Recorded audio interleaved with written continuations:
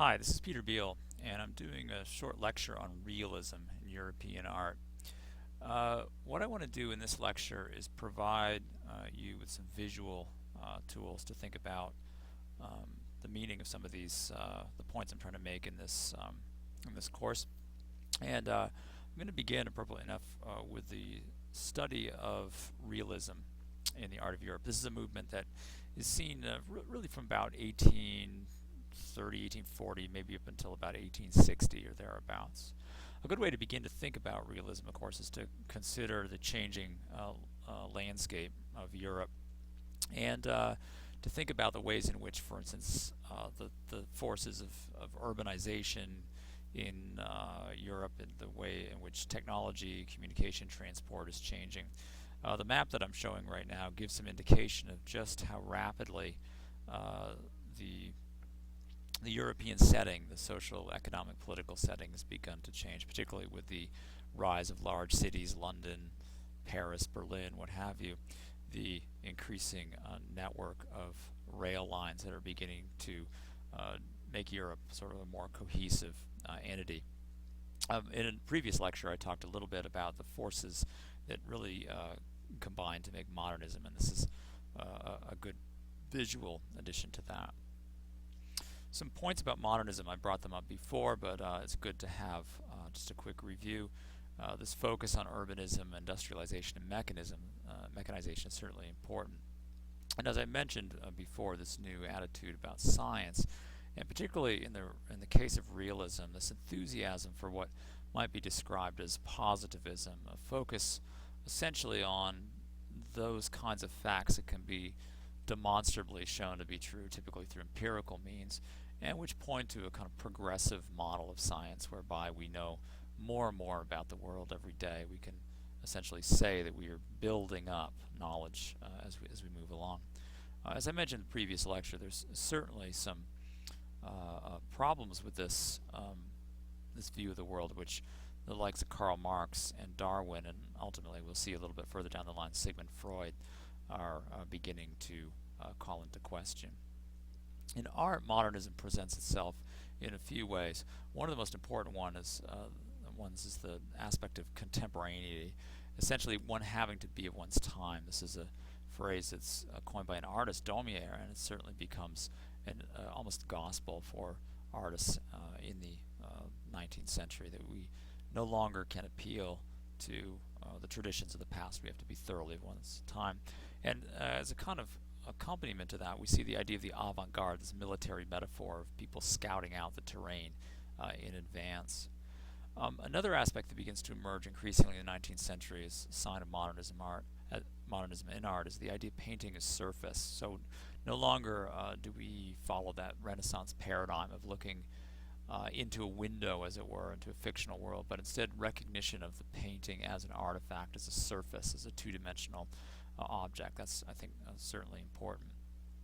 I'm putting together here a quick quote here from the very famous author, the poet Baudelaire, where he describes the painter of modern life, and the degree to which he emphasizes this sense of transience, this fleeting quality, that you just sort of skate along the surface of things. You look at the world as it passes by. This is that aspect of modernity that is most striking in the description of Baudelaire, and I think Daumier and his dictum there, to be of one's times, is very, very clearly present in this.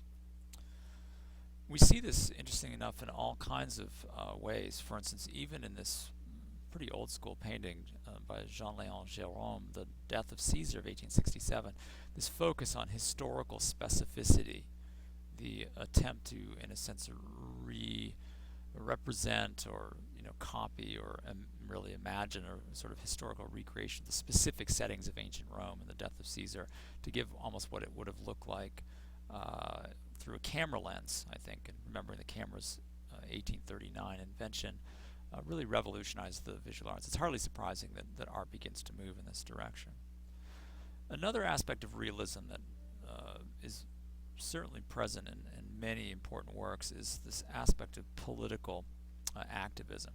And at this point we can certainly move to Gustave Courbet and his contributions to the scene.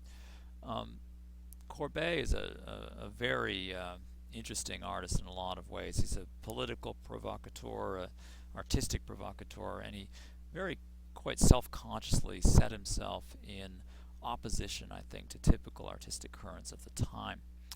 And in the Stonebreakers in particular, Stonebreakers of 1849, we see a representation of two people working, essentially crushing rocks, road mending in the provinces in the rural areas of France. One, a relatively old man wielding a hammer, and the other, we see a young boy bent under the, supporting, propping up this very heavy load of rocks in a basket on his knee. Courbet presents us with this kind of unadorned, unglamorized, unidealized vision of hard physical manual labor, the kind of labor, in fact, that people in Europe were increasingly nervous about because of a wave of revolutions that had swept France and elsewhere in Europe in 1848. This sort of new proletariat, especially the urban proletariat, but no less in rural areas as well, was seen as a kind of threat to middle class security. And there was certainly a sense of uneasiness with this wide income inequality and harsh and even dismal working conditions for the working poor. There's a sense, I suppose, of guilt and even outrage that's created by this strikingly direct depiction of poverty, the anonymous toilers, not glamorous, not in any way a desirable state. Certainly an odd outcome, in a sense, of the struggles, for instance, of the French Revolution, which certainly would have been fresh in people's minds as they looked at this. So Stonebreaker is a great example of realism and its ability to depict mundane details, mundane phenomena, in very straightforward fashion, but often with an undertone of political activism. And here's just a few details looking up close at the very, unglamorized, straight depiction of the subject matter as we look at this painting in just a little bit more detail. In Gustave Courbet's Burial at Ornans of 1849, we see a kind of almost ironic celebration of life in the provinces. Ornans is his hometown, Courbet's hometown, and we're seeing this funeral on a monumental scale. It's presented to us again, a painting 10 by 22 feet that shows the ordinary provincial types of France gathered around essentially a hole in the ground. There doesn't seem to be a particularly strong presence of religion or religious consolation in any meaningful way. There's people drawn from almost, I don't want to say standard types, because Courbet depicted specific people from his own from this village, people that he knew, relatives, what have you.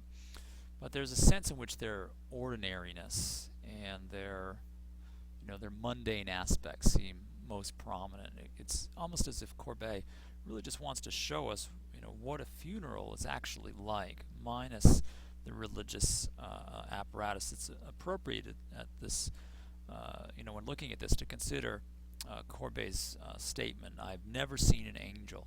Show me an angel, and I'll paint an angel." And I think there are no angels particularly prominent in the Burial at Ornans. Even the crucifix that's being held by one of the attendants at the funeral is remarkably distant from the grave. Again, we're simply looking at a void, a hole in the ground. So Courbet is a very, very influential figure. His rough and unpolished handling of paint, his unadorned, unidealized characters, his ability to, in a sense, present this vision of provincial life directly as we see it, made quite a stir in the art scene in France in the 1850s and early 60s.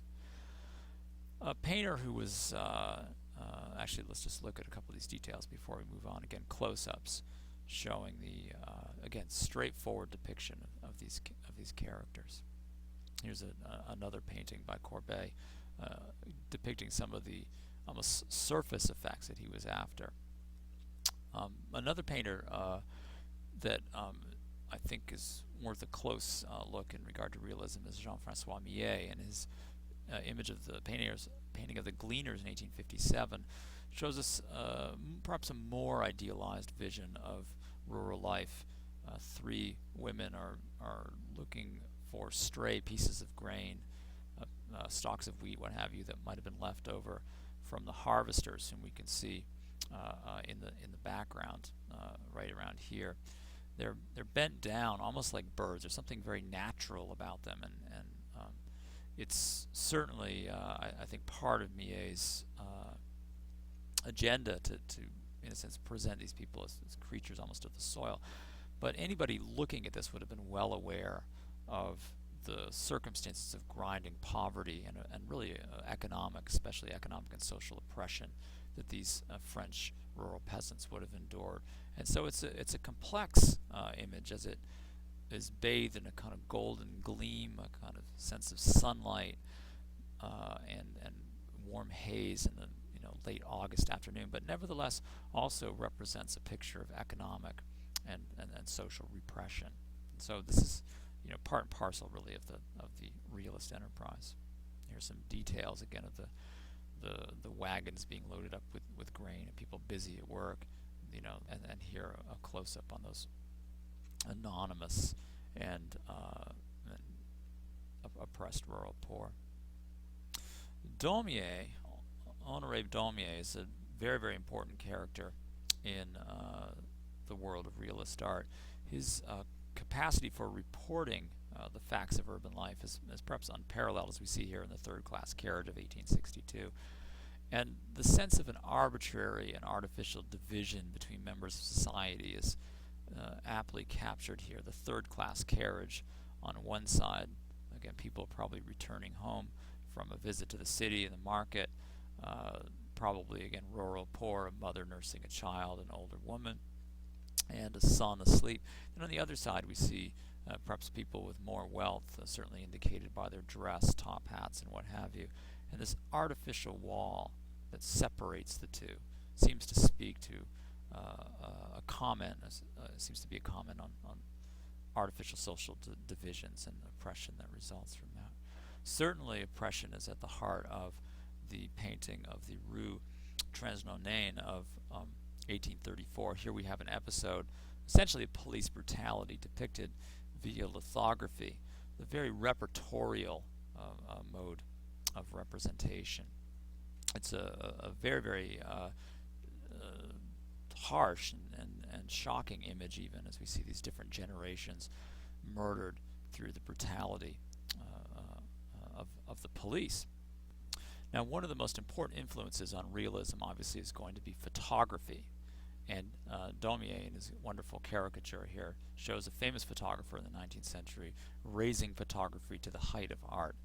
The direct capturing of images, like we see here, this depiction of a hospital in the 19th century, an operation in Massachusetts, gives us an idea of this early operation under ether around 1847, gives us an idea of the documentary possibilities of photography and how it begins to change the rules really for the visual arts. As we see a new technology that in essence replaces that realistic depiction of things that was so popular in the 19th century. So a good contrast here might be, say, between Rembrandt and his 1632 anatomy lesson of Dr. Tubb, as opposed to the photograph of roughly 200 years later, and I think some significant differences can be immediately seen. Now, I'm going to leave our discussion of realism at this point alone, and in the next lecture, I'm going to discuss the ways in which realism begins to segue into a new era of modernism, one that's heralded by the work of Edouard Manet in particular in his Déjeuner sur l'herbe, a time in which art essentially begins to comment upon itself.